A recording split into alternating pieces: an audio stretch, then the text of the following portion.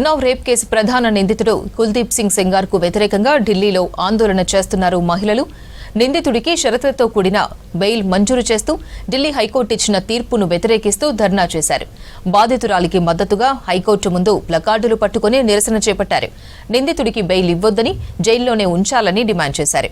మహిళలు సురక్షితంగా ఉండేలా అత్యాచారం చేసిన వ్యక్తిని జైలుకు పంపించాలని డిమాండ్ చేశారు బాధితులు. కాగా 2017 జూన్ 4న యూపీలో జరిగిన అత్యాచార ఘటనలో న్యాయం కోసం పోరాడుతూనే ఉంది బాధితురాలు.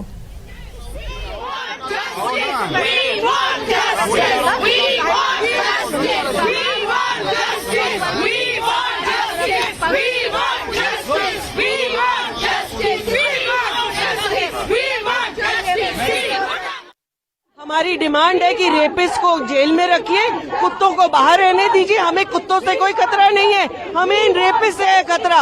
वो लड़की लड़ी, उसके बाप को मार दिया, गैंग रेप करा, उसके भाई को मार दिया, 6 महीने वो वेंटिलेटर पे रही, उसके बावजूद आप उस कन्विक्टेड आदमी को बाहर छोड़ रहे हैं।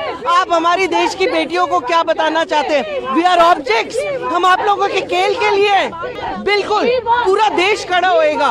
आज हम लोग बहुत प्रताड़ित हैं, आपने निठारी केस में उसे बाहर छोड़ दिया, रेपिस्ट को बाहर छोड़ दिया। क्या सुरक्षा है हमारे लिए?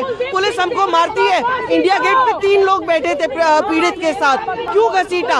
कौन सा लॉ कहता है कि 3 लोग नहीं बैठ सकते? स्ट्रिक्ट लॉज, हमें स्ट्रिक्ट लॉज चाहिए रेपिस्ट के खिलाफ, और उनको बिल्कुल भी बेल नहीं मिलनी चाहिए। और यहाँ पर जो हमारे पेड़ों के साथ, पौधों के साथ हर किस्म का अन्याय चल रहा है, पहाड़ों के साथ, नदियों के साथ, हवा के साथ, बस करिए हमारे ऊपर अत्याचार करना। हमारे पैसों पे पलते हैं ये पॉलिटिशियंस और ये जुडिशरी, हम देते हैं टैक्स और हम ही को तंग किया जा रहा है। आपको पता ही है पूरी हिंदुस्तान की महिलाएं कितनी आहत हैं कि एक रेप पीड़िता, गैंग रेप पीड़िता के बलात्कारी को की सजा को खत्म कर दिया गया। इसी कोर्ट से हुआ है, इसी माननीय कोर्ट से हुआ है, राइट? तो हम यहीं तो आएंगे, जहां पर गलत हुआ है वहीं से तो न्याय लेंगे। तो अगर हम हाई कोर्ट में आए हैं न्याय लेने तो क्या बुरा है? हमें इन्हीं से न्याय चाहिए क्योंकि इन्होंने ही अन्याय किया है। ये बच्ची कहती है, ये पीड़िता कहती है, और एक बार नहीं 1000 बार कहती है। वो कहती है जब कुत्ते होते हैं मेरे आसपास तो मुझे संरक्षण फील होता है कि वो भौंक के मुझे बचाते हैं। और क्योंकि हुआ है उसके साथ, जब उसका गैंग रेप हुआ या जब उसका अपहरण हुआ तो कुत्तों ने अलर्ट किया था, कुत्तों ने उसको प्रोटेक्ट करने की कोशिश की थी।